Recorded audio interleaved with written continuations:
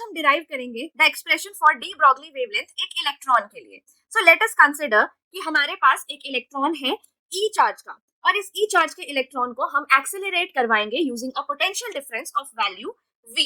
अब जब इस पोटेंशियल डिफरेंस की हेल्प से हम इस इलेक्ट्रॉन को एक्सेलरेट करेंगे तो हमारे इलेक्ट्रॉन के पास भी कुछ चार्ज होगा, and that charge will be given by the value E is equals to small e multiplied by the value of potential difference. Capital E क्या है? चार्ज जो हमारे इलेक्ट्रॉन पे है।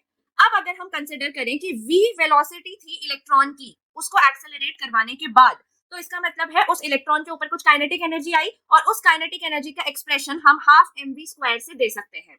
इस एक्सप्रेशन से हमें एक और एक्सप्रेशन मिलेगा वेलोसिटी का एक्सप्रेशन, जो आया है √2e/m। अब लास्ट वीडियो में हमने डिस्कस करा था कि हमारे पास डी ब्रॉगली वेवलेंथ का जो एक्सप्रेशन होता है, जो फॉर्मूला आता है, वो क्या आएगा?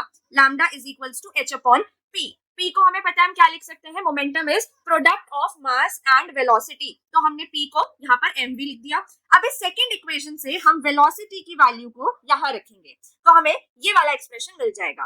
फर्दर अब इसको सॉल्व करेंगे, √m और m को सॉल्व करके हमें एक्सप्रेशन 3, इक्वेशन 3 जो हमारे पास है, यहाँ तक हम पहुंच जाएंगे। ठीक है, अब इसके बाद जो हमारा फर्स्ट एक्सप्रेशन है एनर्जी वाला, उस एनर्जी की वैल्यू हमें इस एक्सप्रेशन 3 में रखनी है, तो हम इस फॉर्मूले पर पहुंचेंगे जो है हमारा lambda is equals to h/√2mev। Right, अब हमें इसमें से जो जो नोन वैल्यूज हैं, जो नोन वैल्यूज हैं, जैसे कि हमारे पास मास ऑफ इलेक्ट्रॉन है, चार्ज ऑन इलेक्ट्रॉन है, इनको हम रखेंगे। So these are the standard values जो हमको पता होती है, मास, चार्ज और प्लैंक्स कांस्टेंट की।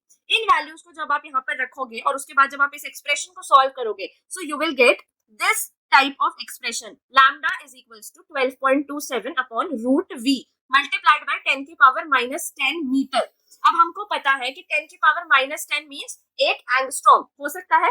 एंगस्ट्रॉम क्या होता है? 1 एंगस्ट्रॉम इज इक्वल्स टू 10 की पावर -10 मीटर। तो इसको हम यहाँ पर यूज करेंगे, और इस 10 की पावर -10 को हटा के we have used the unit angstrom. तो यानी कि अगर आपके पास किसी क्वेश्चन में v की वैल्यू यानी पोटेंशियल डिफरेंस की वैल्यू आपको गिवन है, तो डायरेक्ट इस फॉर्मूले में रखकर आप उस इलेक्ट्रॉन की वेवलेंथ का पता लगा सकते हैं इन एंगस्ट्रॉम, और मीटर्स में चाहिए तो सिंपल 10 की पावर -10 करके we can also convert it in metres.